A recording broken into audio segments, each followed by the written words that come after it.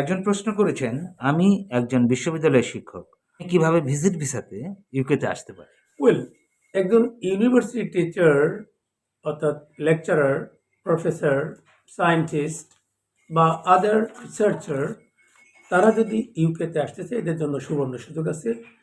Business ভিসার মতো academician বা একাডেমিক লোকদেরকে ইউকে গভর্নমেন্ট খুব দ্রুত এবং সহজে ভিসা দেন।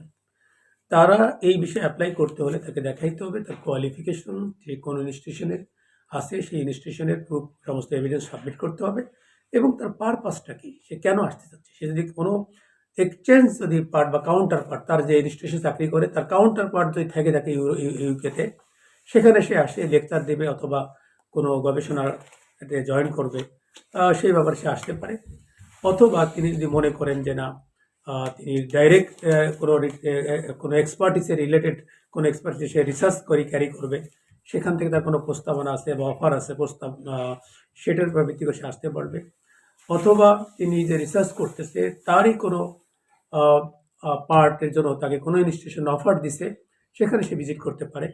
তো তাকে এই পারপাসে আসতে হলে তাকে দেখাইতে হবে তার কোয়ালিফিকেশন এবং সে যে ভিজিট করতেছে যে প্রতিষ্ঠানে সেখান থেকে অফার আর যদি থাকে, আর ফাইন্যান্সিয়ালি তাকে অবশ্যই এখানে দেখাইতে হবে যে সে যেখানে আসবে তার যে ফাইন্যান্সিয়ালটা কভার করে, এটা স্পন্সর কভার করতেছে নাকি তিনি কভার করতেছেন, এটা তার প্রপার এভিডেন্স তাকে সাবমিট করতে হবে।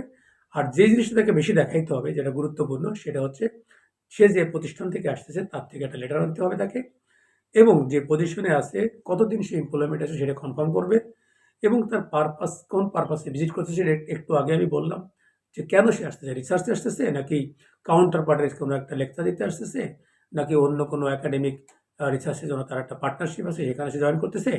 তো এটা তাকে কনফার্ম করতে হবে তার ওই খবর লেটারে, এবং তাকে কনফার্ম করতে হবে যে সে তার জব শেষ করে সে দেশে ফেরত চলে যাবে।